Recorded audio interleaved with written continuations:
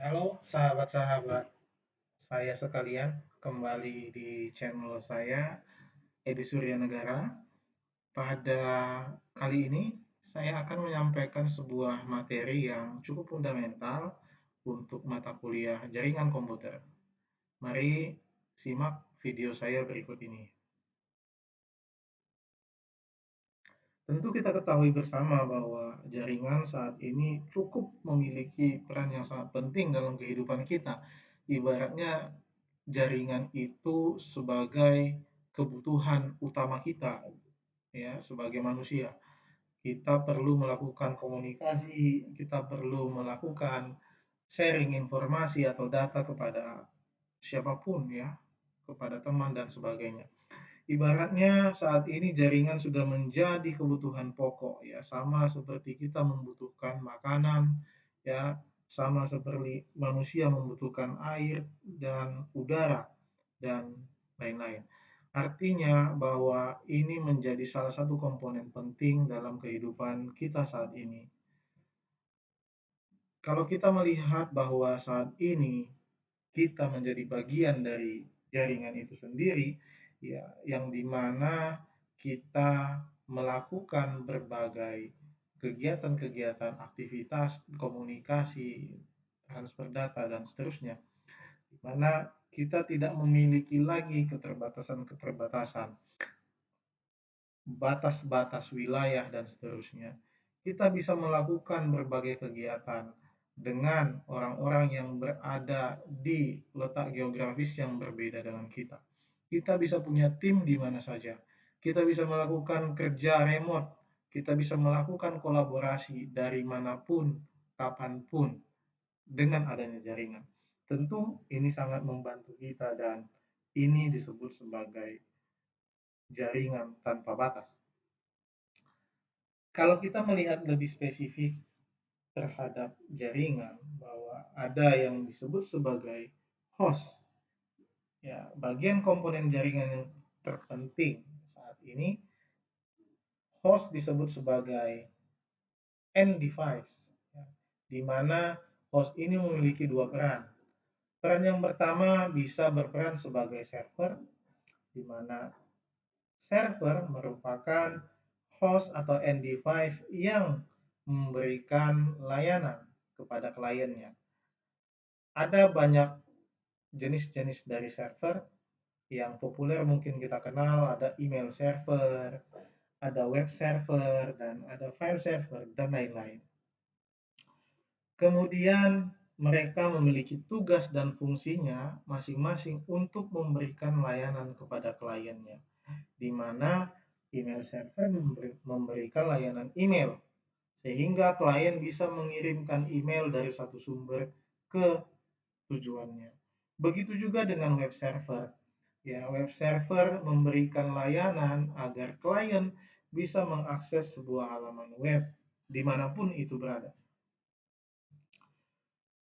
Kemudian komponen lainnya ada yang disebut dengan end device, di mana end device ini adalah sebuah perangkat ya atau device yang tugasnya adalah menerima layanan daripada server, sehingga layanan-layanan jaringan bisa diakses melalui end device.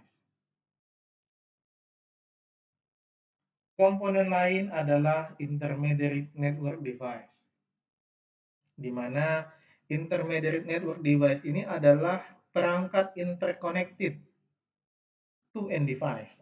Artinya intermediary device atau perangkat intermediate adalah perangkat penghubung ke end device lainnya. Contoh dari intermediary device ini antara lain switch, wireless, access point, router, dan firewall. Yang kedua, komponen network yang lain disebut sebagai network media, di mana media ini terdiri dari 3 jenis, copper, fiber optic, dan wireless. Network media sebagai media pengantar dan penghubung antara end device ke intermediary device atau Sebaliknya, bisa end device atau intermediary device menuju end device.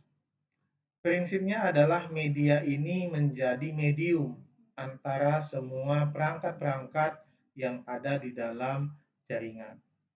Ada banyak tipe yang bisa kita manfaatkan. Ya. Salah satunya adalah Cooper, di mana kita sering mendengar dengan sebutan kabel jaringan atau tembaga. Yang kedua, kita juga bisa memanfaatkan fiber optik, di mana fiber optik menggunakan cahaya sebagai media penghantar informasi atau data. Yang ketiga adalah wireless. Ya, ini sebagai media yang bisa digunakan untuk menghubungkan satu perangkat dengan perangkat yang lain dengan geografis yang cukup jauh dengan menggunakan electromagnetic waves. Kemudian kalau kita melihat representasi dari semua komponen yang disampaikan, kita bisa menggunakan beberapa simbol-simbol ini. Seperti untuk end device, biasanya di sana terdiri dari komputer desktop, laptop, printer, IP phone, wireless tablet, dan telepresence. Sementara untuk intermediary device di sana terdiri dari routers, wireless routers, firewall, LAN switch, dan multi-layer switch. Sementara untuk media terdiri dari wireless, LAN media, dan WAN media.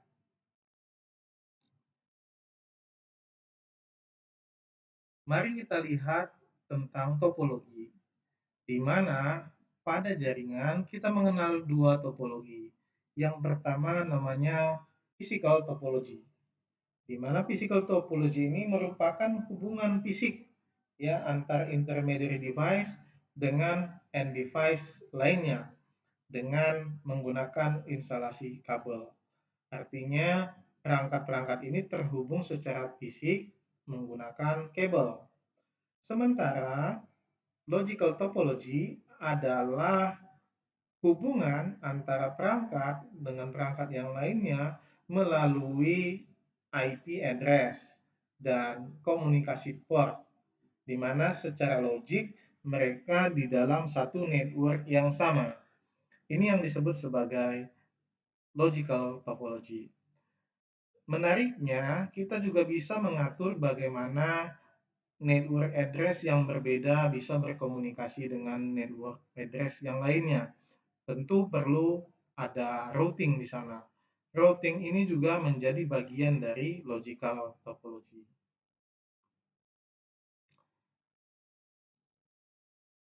Secara umum, ada beberapa tipe jaringan. Yang pertama small home network, ini untuk jaringan rumah, ya terdiri dari satu perangkat dengan beberapa perangkat tambahan yang terhubung kepada jaringan. Yang kedua adalah small office, ya terdiri dari beberapa perangkat di dalam office, ya 2 atau 5 yang terhubung satu sama lainnya. Kemudian yang ketiga adalah medium to large network, di mana perangkat-perangkat ini atau jaringan ini menghubungkan beberapa perangkat yang terdiri dari beberapa layanan, mungkin antar gedung dan antar lantai. Kemudian untuk jaringan yang paling luas disebut sebagai worldwide network atau populer disebut dengan internet. Kemudian kalau kita melihat tipe jaringan yang lain adalah LAN dan WAN. LAN adalah network infrastruktur untuk small graphical area, untuk area yang cukup kecil ya, di mana yang akan mencirikan pembedanya adalah interface ataupun port yang digunakan di dalam media komunikasinya. Sementara WAN adalah network infrastruktur yang mengakomodir beberapa end device atau intermediate device dalam skala yang cukup luas, ya, di mana secara perbedaan ya teman-teman sekalian bisa melihat bahwa LAN adalah interconnected end device yang memiliki keterbatasan area. Sementara untuk interconnected LAN itu memiliki cakupan yang cukup luas untuk, itu.